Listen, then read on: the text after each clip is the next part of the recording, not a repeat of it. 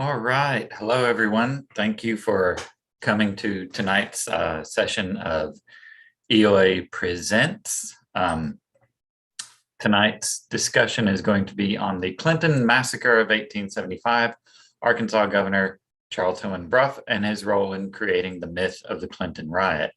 Next week, we're going to have a discussion that's follow-up of one of our Legacies and Lunch presentations on the creation of I-630 through downtown Little Rock and its role in community segregation. So tune in for that too. We have a number of other events going on in the Central Arkansas Library System relating to Black History Month. If you want to know more about those, just go to cals.org, that's cals.org. Look up events and you'll find a number of them. This is streaming on Facebook and will be available on YouTube later for viewing if you want to review it. And with that, we'll go ahead and get started. I would like to introduce tonight Melissa Jones, who is the Director of Paralegal Studies and Public History in the Department of History and Political Science at Mississippi College in Clinton, Mississippi. She is also a PhD candidate in U.S. history at the University of Southern Mississippi, where she is completing her dissertation, The Clinton Massacre of 1875, Dueling Histories and Reconstruction Memory in the Deep South. She has recently received national recognition relating to her research on the Clinton Massacre of 1875 and was featured in Civil War, or Who Do We Think We Are?, a documentary film by Rachel Boynton, which was executive produced by Brad Pitt and Henry Louis Gates Jr. and aired on MSNBC and Peacock. She is a board member for the Mississippi Historical Society and a member of the Civil Rights Education Committee of the William Winter Institute for Racial Reconciliation. And she's going to be talking today, as I mentioned, on Charles Hillman Brough and his role in creating the myth of the Clinton Riot. And as I'm sure most of you know, Charles Hillman Brough later became governor of Arkansas and also had a role in the Elaine Massacre of 1919, namely sending in U.S. troops to suppress what he viewed as a race riot and later endorsing the local white power structure in its efforts to, restore order, quote unquote.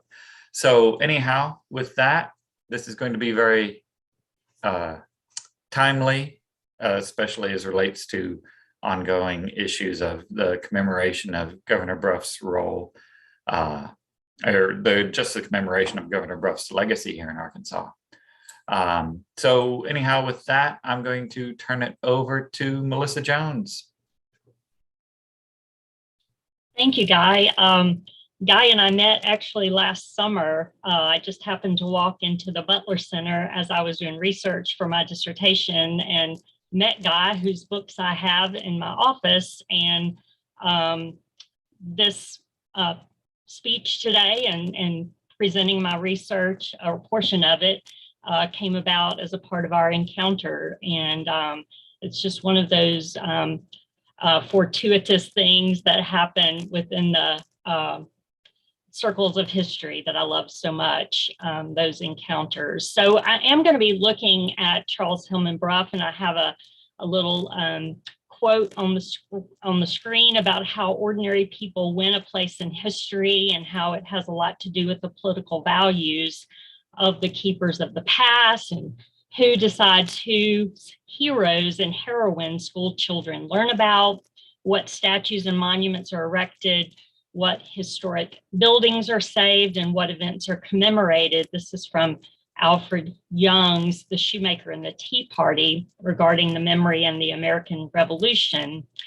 I might add to his quote, in the case of Charles Hillman Brough and the Clinton Riot, what Bruff would call the Clinton Riot and I will call the Clinton Massacre, What version of the past becomes widely recognized and publicly sanctioned on the end of that quote.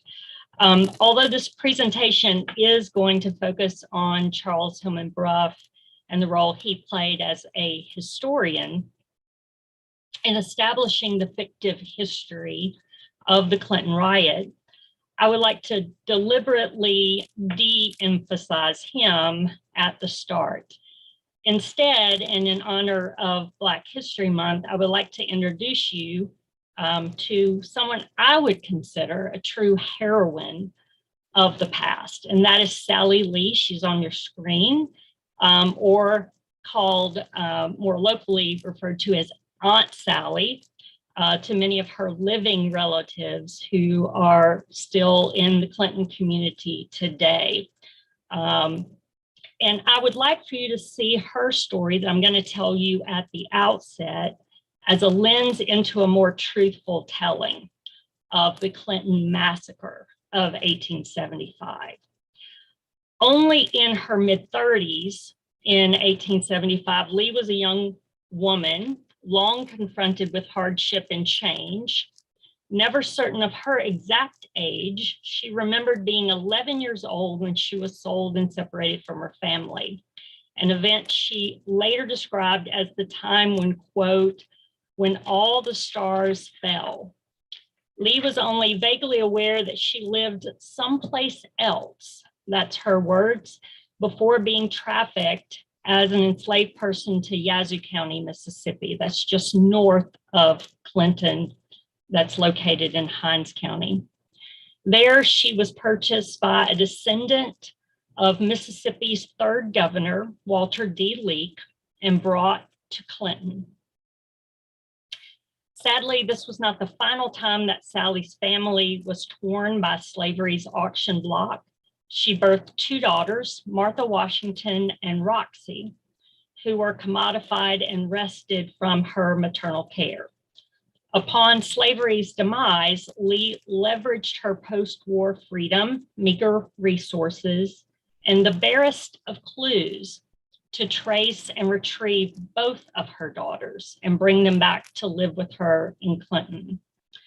And we pick up Lee's story now in the fall of 1875 as I have imagined it, creatively imagined it, utilizing the primary resources available.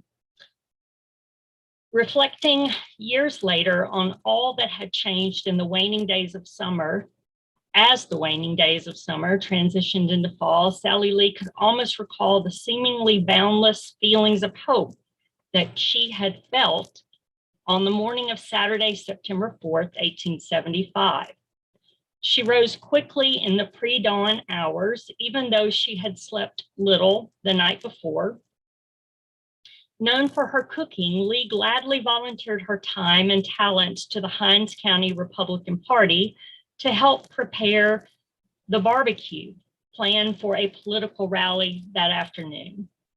She had stayed up late into the night before, both cooking and caring for her newborn son, Tony, who was still nursing at the time. In many ways, it was her attempt to later conjure the sense of optimism she had felt that day that proved to be the most palpable and painful for Lee. Even well into her 80s, Lee could vividly recall the terrible and traumatizing events, although her grandchildren often begged her to retell the story. She would rather forget the events of that day altogether. After more than 4 decades, she still found it impossible to recall the hopefulness she nurtured in her heart that morning with the terror that had replaced it by nightfall. Even Lee's own heart reflected its own form of duality surrounding her personal memories of the Clinton Massacre of 1875. In fact, fraught memories and dueling histories have persisted in a myriad of forms throughout the century and a half since its occurrence.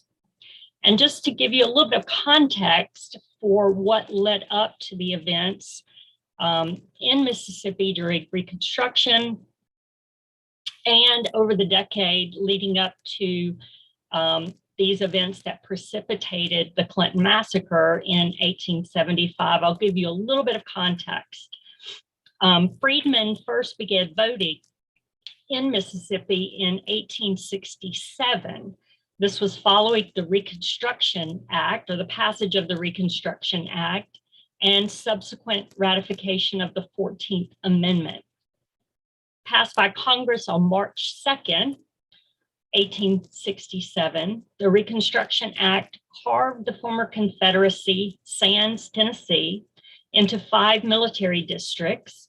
It also mandated that each former secessionist state write a new constitution, which added Black male suffrage and ratify the 14th Amendment before petitioning for readmission to the Union.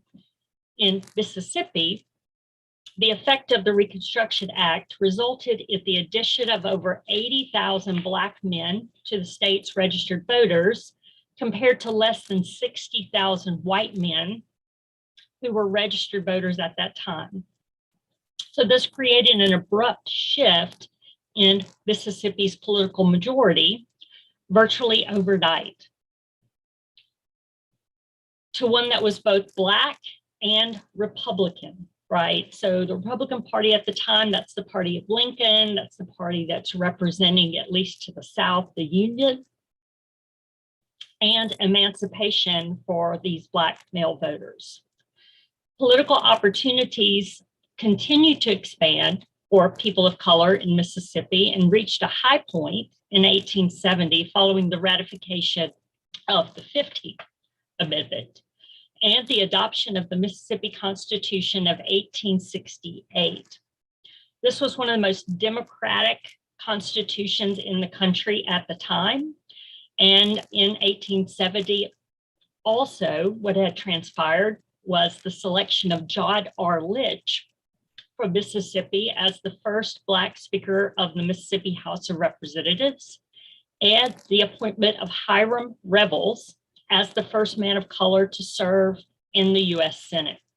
Ironically, fulfilling the remainder of the term left vacant by Jefferson Davis when he resigned to serve as president of the Confederacy.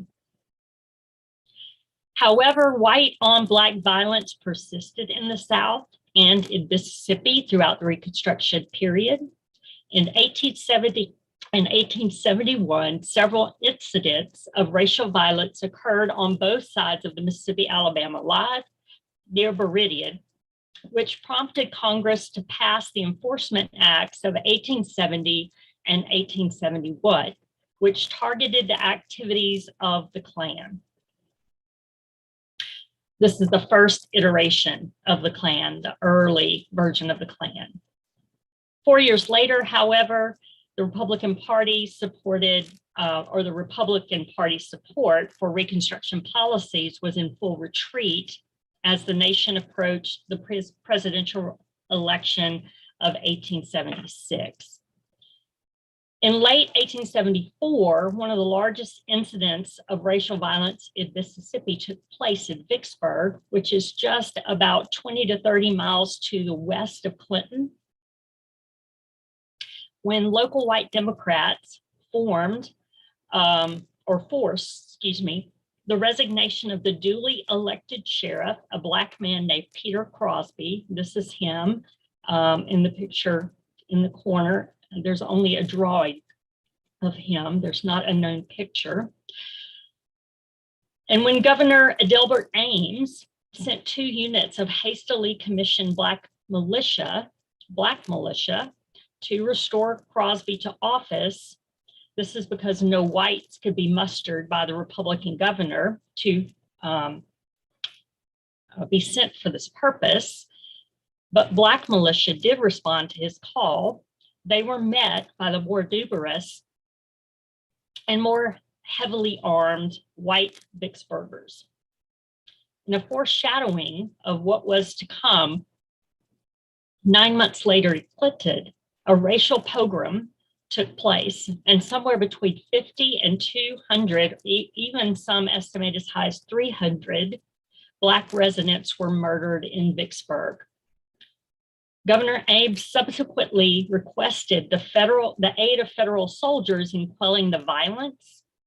And although President Ulysses S. Grant was slow to respond, U.S. soldiers finally arrived at Vicksburg about a month later, a month after the violence and these murders.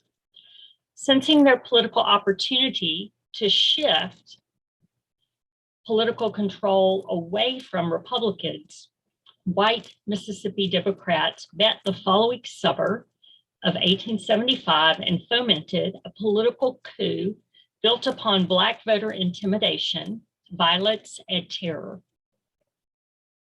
This plan, better known as the Mississippi Plan to white Democrats or the Shotgun Plan to Black Republicans and their white allies, aimed to wrest or quote unquote redeem the state from Reconstruction policies and Republican political control.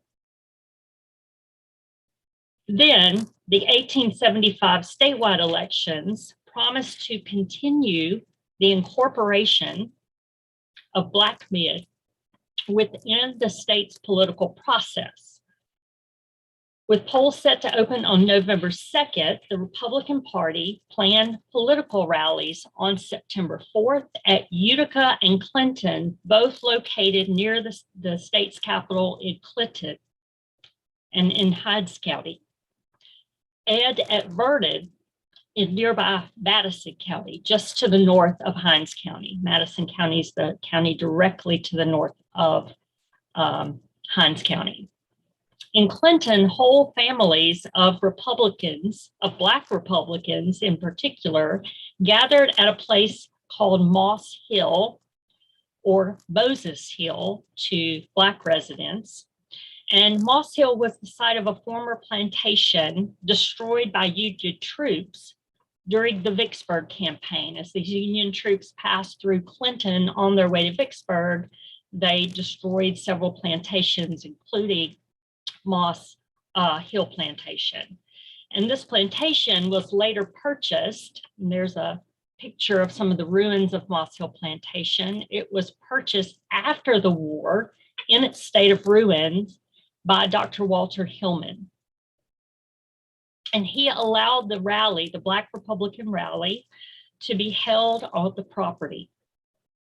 Estimates of the attendance that day ranged from 1,500 to 2,000, nearly all consisting of freed people and their families who gathered to enjoy an afternoon of picnicking and politics.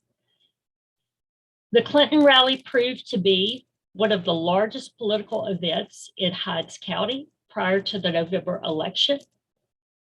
And it was likely the largest gathering of African Americans the area had ever witnessed. Aware of racial tensions, but desiring open dialogue, Republicans invited a Democratic speaker to open the debate. However, when the Republican speaker next took the platform, he was heckled by a group of white liners from the nearby town of Raymond, also in Hinds County. After the passage of the Enforcement Acts of 1870 and 1871, racial violence committed under the moniker and behind the mask of the KKK was driven underground. And in Mississippi, such violence was quickly reignited under the more localized white supremacist group known as, in some places, the White League, the Knights of the White Camellia, or in central Mississippi, in Hinds County in particular, the White Lighters. This new racial terrorist group, however, saw no need to wear masks and often committed their crimes in the light of day. They were organized locally in Hinds County and Warren County, which is where Vicksburg is located to the west. And these white liners were essentially local paramilitary units who acted at the behest of the Mississippi Democratic Party. And Republican organizers that included Charles Caldwell, who was a Black state senator from Clinton, made several appeals for peace in the midst of this fray and the heckling. The events of that afternoon, though, quickly escalated into violence. Eugene Wellborn, and I'll show you this Charles Caldwell, Eugene Wellborn, leaders in the Hydes County Republican Party. Eugene Wellborn testified later that many of these white lighters brandished weapons and trained them upon the crowd. He further recalled that, quote, the thing opened just like lightning, and the shot rained in there just like rain from heaven. Frantic African-American mothers scooped up their terrified children and fled into the woods in every direction to avoid the gunfire. Fatalities from that day after the rally numbered 3 white men and at least 5 Black males, 2 of whom were children. One Black mother hid her infant child in the hollow of a sycamore tree in an attempt to protect him from the gunfire. She never ventured out of eyesight or earshot of the baby, but she did not want to risk any harm befalling her tiny progeny should he be attacked or killed, or should she, be attacked or killed. Thankfully, this selfless mother was uninjured and later able to retrieve her son, who was also safe and sound. As some of you might have guessed by now, this mother was Sally Lee, and the infant child was her baby, her newborn baby, Tony. Many of Lee's friends and her neighbors, however, were not so lucky. Sadly, the violence perpetrated by white Democrats against Black Republicans and their white allies, at least one white ally, possibly 2, did not end on September 4th. Instead, it merely served as a prelude to the racial atrocities committed during the days and weeks that followed. Amidst false rumors of an African-American plot to storm the town, Clinton's mayor called for assistance from more nearby white liners in neighboring Jackson, Vicksburg, and Raven. Armed and angry white liners quickly traveled by railroad to Clinton, and their numbers swelled to 400 or 500 before nightfall on the day of the rally. So they all arrived by train before nightfall, almost as if they were staged to come into Clinton already. Wellborn later testified before a congressional hearing and panel that I'll talk about in a minute, that, quote, they, the white liners, just hunted the whole country clean out, just every man they could see. They hunted, they were shooting at him just the same as birds. Sarah Dickey, a white educator from Ohio who had moved to Mississippi for the express purpose of educating African-American women and children, quickly penned a letter to President Grant pleading for federal intervention. Dickey bravely informed the president in her letter, quote, I was at the mass meeting held at this place, Clinton. She goes on, the Democrats who were on the ground went there for the express purpose of creating a disturbance and of killing as many as they could. You hear a great deal about the massacre at Clinton, but you do not hear the worst. It cannot be told, is what Dickey told the president. Governor Ames telegraphed President Grant too, requesting federal troops on September 7th, after he received the following report from Hinds County Sheriff William Haney, pleading for assistance. And Haney wrote to the governor, as I write, men are coming in telling of the fearful slaughter.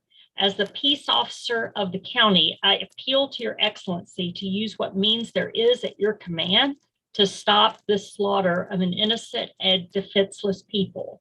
I am powerless to stay the carnage, and no man knows where it will end if your excellency cannot give aid to a death-stricken people.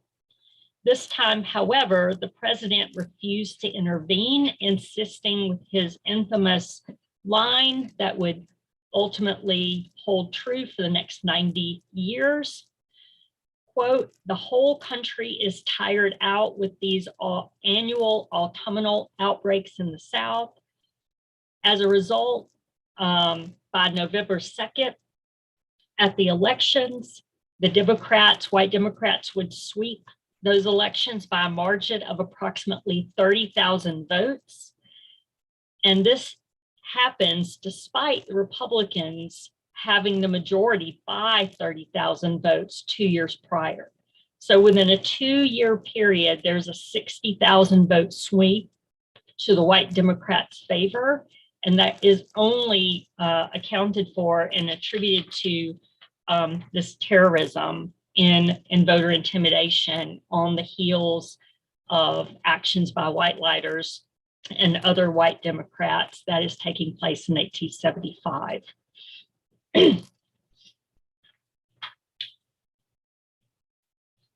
And what this policy of Grant will come to be known as is the let alone policy. And that will continue to hold sway for 90 years and will be the position of the federal government toward further intervention in the South.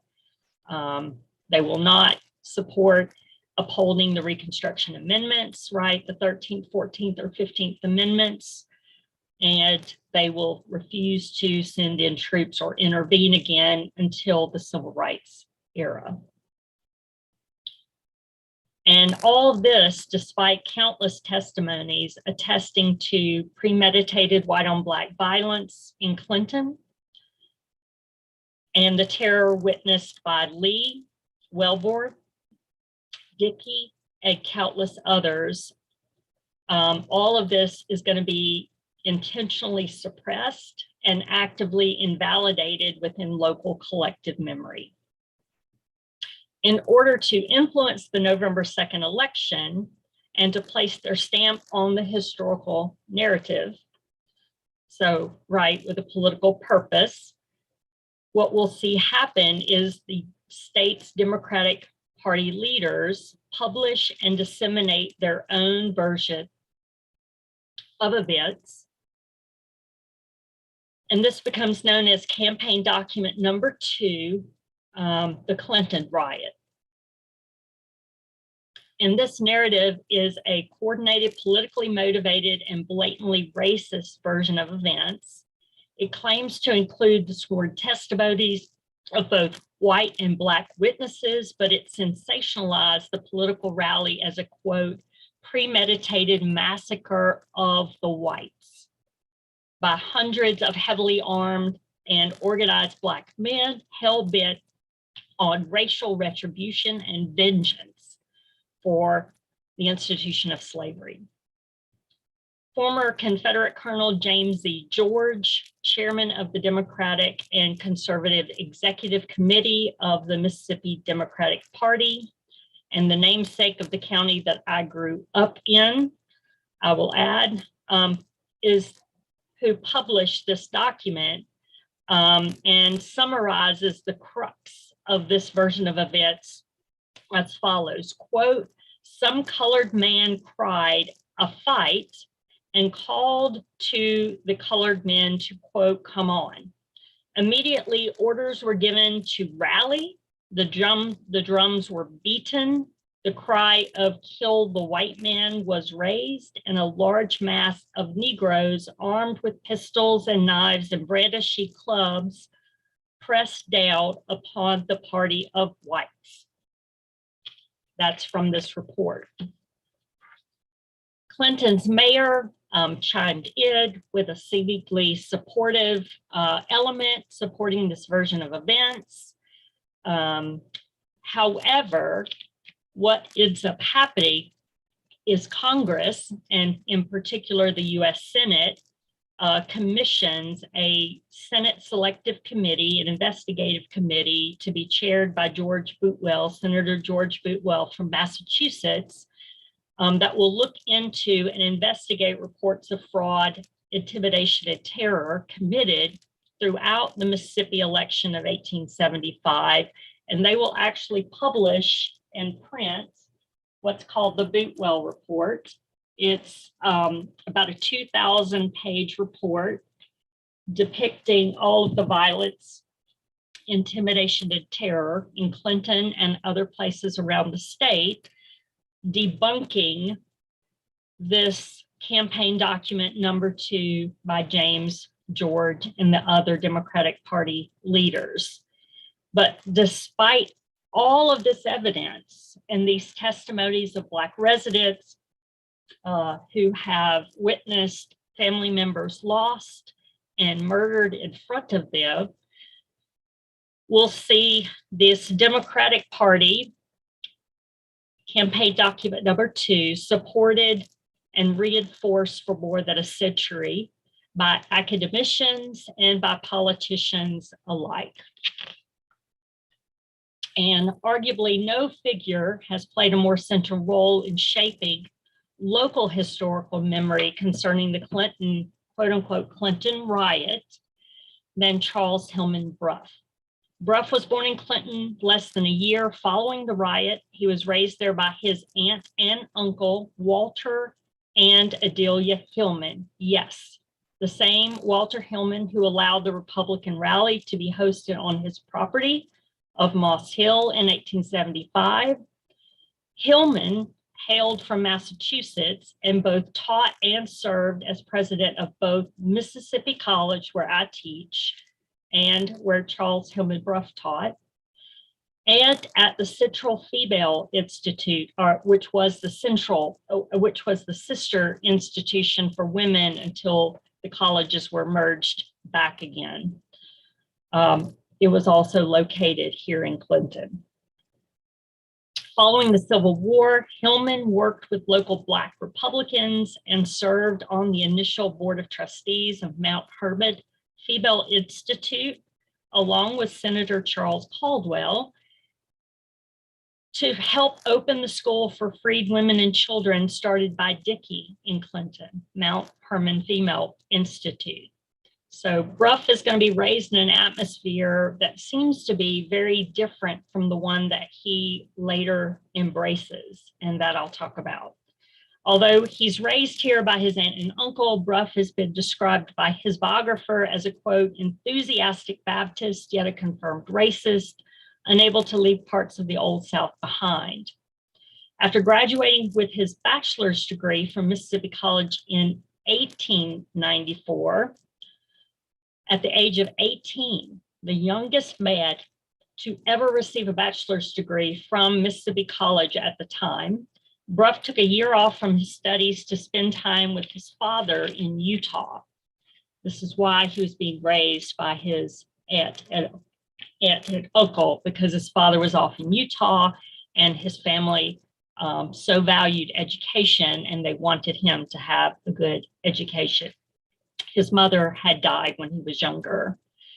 In 1896, Brough enrolled in graduate studies at Johns Hopkins University, where he studied under Herbert Baxter Adams, one of the founders of the American Historical Association, and received his PhD in economics, history, and jurisprudence in 1898. Later that year, Brough returned to Mississippi College as a professor of political economy. While at MC, Brough wrote many articles concerning local Mississippi history in a bid to become the first director of the then newly created Mississippi Department of Archives and History, a position he narrowly lost to who became the first director, Dunbar Rowland.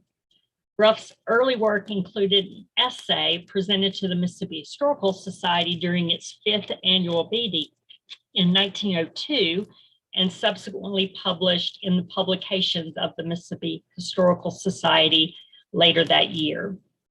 Brough's work on the Clinton Massacre, what he would call the Clinton Riot, was prompted by a Dunning School writer in Mississippi, Charles Wilford Garner, whose doctoral dissertation, Reconstruction in Mississippi, was published the previous year. A lot of the aesthetic school graduates like Garner had graduated from Columbia University and studied under William Dunning, and depicted Southerners as noble defenders of honor, family, community, and sort of demonized Northern politicians, carpetbaggers, and freedmen as the pariah to Southern culture and the economy. But Garner doesn't depict the Clinton riot nearly to the degree that Bruff does. Bruff takes it to a whole other level, and Garner is not from Hinds County. Garner is from Pike County, which is down in the southwest corner of the state near Louisiana. As a Clintonian, Bruff conducted his own interviews and contextualized the event from a distinctly local and unabashedly racist perspective. His essay trumpeted white supremacist rhetoric and provided a stark contrast to Garner's more balanced assessment for its time. Garner was at least willing to acknowledge that there were two different viewpoints or versions of the event. In contrast, Bruff placed the blame squarely on the shoulders of local freed people, particularly the Black leaders of the Hinds County Republican Party, and who he called as, quote, or who he referred to as, quote, the mongrellism, ignorance, and depravity of Governor Ames and his administration. He not only trumpeted the false narrative of Black retaliation contained in the Democratic Party's version of campaign document number 2, but he added his own subtle but dramatic embellishments of this plot to take the town. But his most telling statement about his beliefs of the Clinton riot and its meaning that he believed that it would have for generations was his last statement of that essay, where he heralded, quote, this lesson of Anglo-Saxon supremacy written in letters of blood will forever remain the most important of the many lessons taught in the modest college town of Clinton to the rising young manhood of a proud and untrammeled Commonwealth. He goes on in the next year and writes another essay published by the Mississippi Historical Society about historic Clinton. And his last phrase about the Clinton riot, he proclaims another important statement for this purpose. He says, President Grant sounded the death knell of Reconstruction rule in Mississippi, and thus the Clinton riot of September 4th, 1875, indirectly made possible the glorious triumph of democracy at the polls in 1876. So he's referring to the presidential election the next year, in which a bargain was reached between Republicans and Democrats, allowing Reconstruction to end in a disputed election so that the Republican candidate, Rutherford B. Hayes, could become president.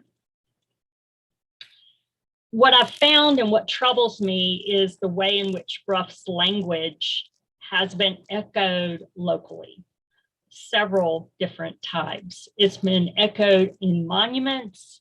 I found it in the first monument that was ever put up, a historical monument by the Mississippi Department of Archives and History in 1949, one of the first ever issued in the state, where Bruff's language is there about the Clinton riot, and that death knell of Reconstruction is echoed there. But his rhetoric and his verbiage is all throughout. Anything that you read about the Clinton riot from 1902 all the way until about the year 2000. So a solid 100 years, his rhetoric holds sway and his version of events holds sway, despite all of the 2,000 page testimony to the contrary that the US Senate published in 1876. I'll give you just a few examples and I won't belabor it to go over my time. But the one that disturbs me most is in 2001, a committee formed by the Clinton's mayor. So within, or just over 20 years ago, a committee formed by Clinton's mayor and tasked with producing a compilation of the city's history, published a manuscript entitled Clinton, Mississippi, A History of Its People and Places. And in it, T.K. Sauls, who was then a history teacher at Clinton Junior High School, wrote 2 articles for this publication dealing with the riot. And while Sauls' sources aren't listed at all in this publication, it's clear, no doubt, he consulted Bruff's work as his primary source. The following concluding remarks eerily resemble Bruff's in language, tone, and cadence, where he says, quote, "This call for home rule ordered by President Grant sounded the end of Reconstruction period in Mississippi. Thus, the Clinton Riot of 1875 made it possible for Democrats to win at the polls in the election of 1876 and return to power, setting the stage for white rule in the South for the next several generations." Even more than that, this article that Sauls wrote was used to produce a middle school social studies unit on the Clinton Riot, used for 9th grade social studies education. And this is a paragraph that I'll read you out of that social studies unit that is baffling, outrageous, and wildly, I consider, irresponsible.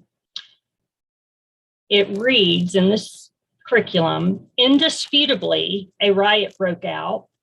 By most accounts, both African Americans and whites were involved, although some suggest that no African Americans were present. Several people were killed and many others wounded. Word of the Clinton riot spread quickly, and within hours, armed groups of men from surrounding towns roamed the countryside, killing an undetermined number of people. The supposed race war was noted by Governor Ames. Grant responded with a policy statement of non-intervention and effectively sounded the death knell for Reconstructionist rule in Mississippi, with the Clinton riot the initiating force behind the move." And while it's not certain whether any teachers in the Clinton Public School District currently utilize this curriculum, I doubt that they do. I've tried to make new curriculum available to them of the Clinton Massacre. The material has evidently been used in the past. I found it verbatim, that paragraph verbatim, in an Eagle Scout project published and in the local library by a student in 1997 who had entitled a paper, but had copied that paragraph verbatim. So unfortunately, Bruff's lessons to a rising young manhood have been carried on. We just have yet to reckon with it to what extent that has taken place. And I hope to look more at Bruff. I believe that his upbringing and his work as a historian with regard to the Clinton Massacre influenced his handling of the Elaine Massacre, and that fascinates me, but also his upbringing in the household of his aunt and uncle fascinates me too. So that's where I'm hoping to go with it, with my trajectory. And I just thank you all for having me and happy to answer any questions.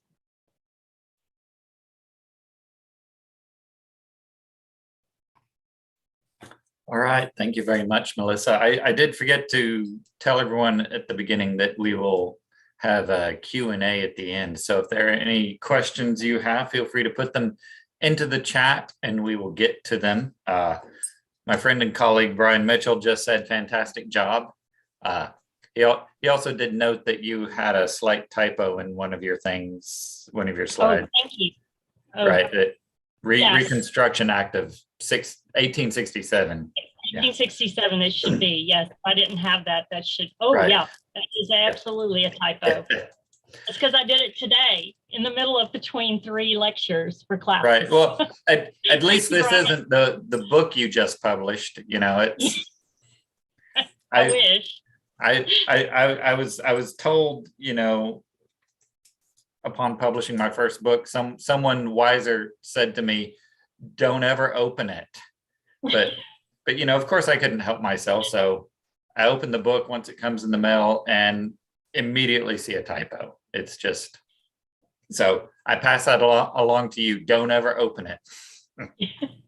I'll take that advice, and I want to meet Brian Mitchell for sure. Yeah. Well, next time you're here in Arkansas, we'll arrange that.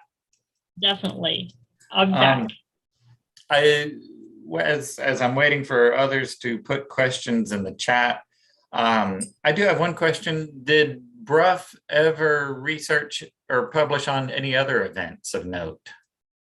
Not in Mississippi. It seems that the rest of his work was focused. I think he moved to Arkansas right around 1803, right when that bid for becoming director, he lost by 1 vote.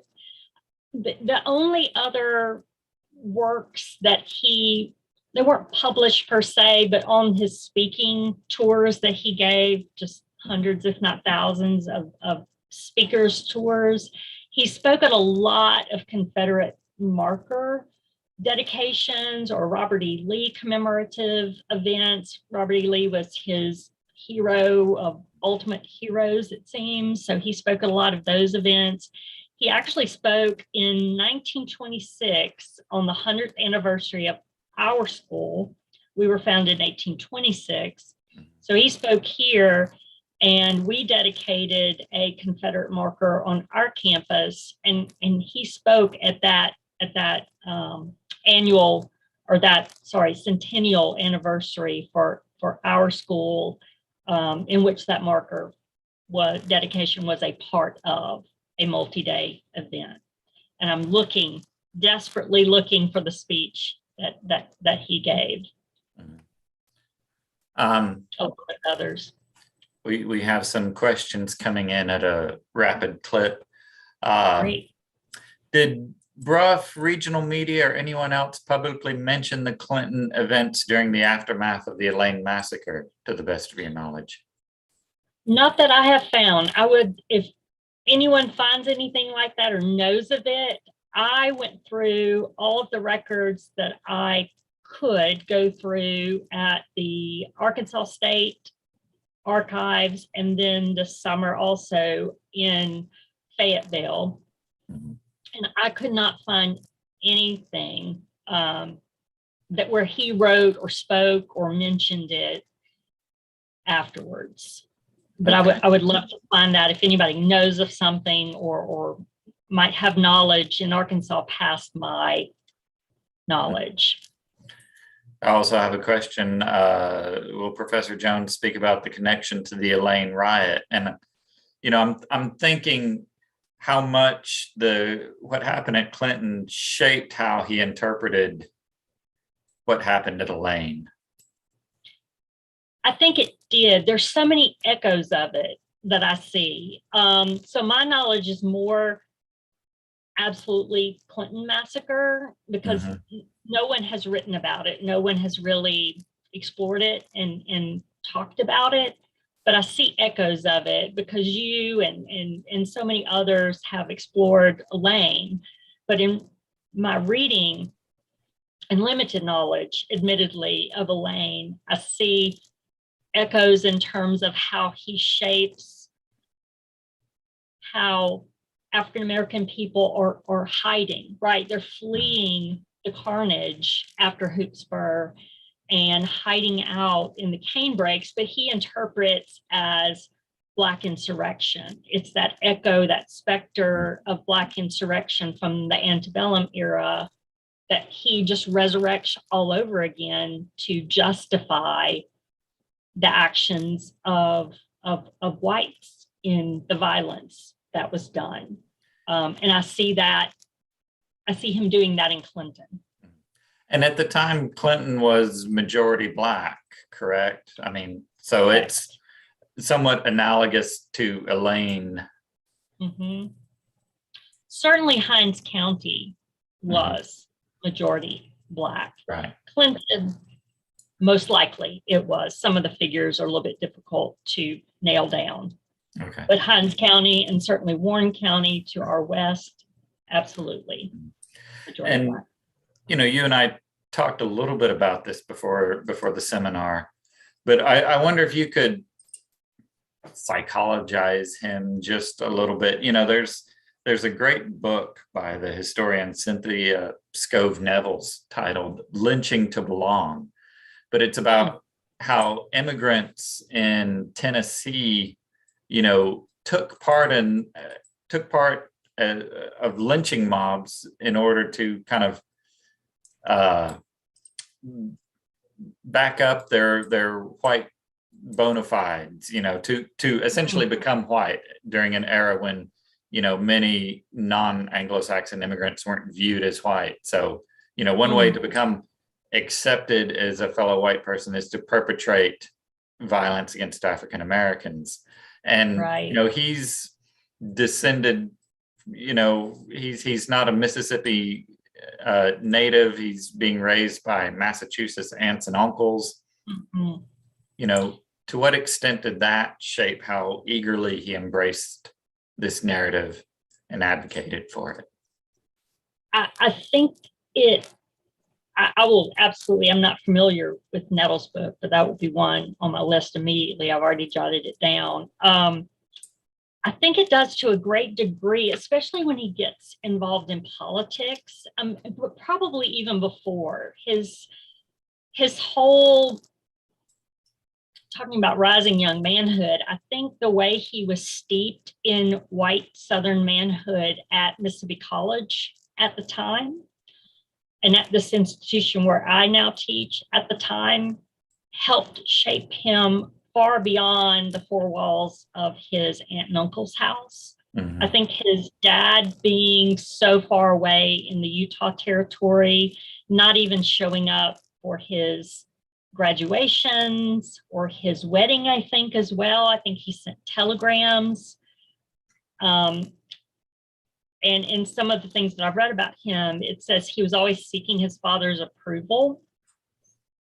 But as soon as anyone targeted him when he's running for political office, he's called a carpetbagger. It's talked about that his father and his relatives were in the Union Army, and he's accused of being a carpetbagger, and he just goes to the other extreme in defending himself as a Southerner, as a white Southerner. But I find that so fascinating. He is born in Clinton. He is born here, but it's just barely by the skin of his teeth that he can call himself a Southerner in that respect. Because everyone else, his mother, his father, his other relatives are not from here. I mean, you're probably familiar with, you know, the concept of being from off. You know, that I've got a friend who moved to Pocahontas, lived there for years, and you know, locals would still say he was from off. Well, he did some genealogy, found like a great uncle who was from Pocahontas, Arkansas, and you know, mentioned that to people, and they said, "Oh, you're one of us." Okay. So I mean, being born in, you're right, but you know, being born in Clinton of the wrong parents wouldn't have necessarily guaranteed him entree into society. Right. There's also a comment, references to mongrels and Anglo-Saxon manhood Might indicate he thought African Americans are not really human, and that's, I think, one of the contradictions we have to deal with in regarding Bruff's own, tenure as governor, that he was also generally lumped in with what's, considered the progressive era, and, did interact with African Americans and, in a more positive manner outside the context of the Elaine Massacre. Mm-hmm. Exactly. But if you read his speeches, which I can only do in doses, you see this type of rhetoric all through it. But in some of the actions that he takes outside, like in that Southern Commission on Race that he helps or leads in Arkansas prior to the Elaine Massacre, he's kind of seen as more progressive on the issue of race. And that's even, I think, thrown against him, if I'm not mistaken, or used against him, or his political opponents try to use against him as he's running for office. But if you read his speeches that he gives, especially in Southern settings and in Confederate dedications, in these Robert E. Lee places, he uses that Anglo-Saxon manhood phrase is one of the phrases that he just goes back to. And his psychology, I don't quite have a read on it yet. Right. I think it's one of always trying to look better than he is, or trying to find place. Out of curiosity, do you happen to know, how much like Confederate memorialization was going on when he was growing up? I mean, because there were some significant Civil War activities around Clinton. I was just wondering if there were any big reunions or installations of statues, markers, and the like. In Clinton, really, the installation is later. It's with this one on our campus in 1926, one 2 years later in the city cemetery in 1928. Those are the two big ones for here locally. And largely in Hinds County, they tend to be in the 19-teens, 1920s. The ones that happened prior are in cemeteries by ladies' memorial associations or the UDC. So he wouldn't necessarily been growing up in an atmosphere of Confederate memorialization. Absolutely not. Unless it was at reburying Confederate dead, honoring, taking Confederate dead from mass graves in local places, and giving them individual burial sites, which would have been something that he might have. And I think a lot of that was done before he was born. There's a big gap in between. We really don't see a lot of the memorialization happen here in Mississippi until after the 1890 Constitution is passed, which disenfranchises Black male voters. So there was a large gap. Okay. I put in the chat a link to the piece you wrote for the Mississippi Encyclopedia, if people want an easy reference for that. And if there are no more questions, we will bring this to an end. I can't thank you enough for being willing to present to us. You meet a guy in a lobby once and he badgers you into this, and no, it's my pleasure. It's great to meet you. Yeah, no, but we've really enjoyed this. This has been very informative, and I bet there'll be more discussion of this going forward in the future. Especially as we deal with Bruff's own legacy here in Arkansas, and have to recognize he has a legacy not only in Arkansas but in Mississippi. There are a lot of shared similarities. I will encourage everyone to go to cals.org and look at the events page for other events relating to Black History Month, including next Monday night's lecture with Eric Hughes, graduate student at University of Arkansas, on Interstate 630 and the division it has wrought here in Little Rock. Thank you again, Melissa. Can't thank you enough. We've really enjoyed it. It's a lot of people in the chat are saying great job. So with that, we'll bring it to an end. Thank you everyone for coming, and share the link on YouTube once it's up to those who couldn't be here. So you take care. You too. Thank you.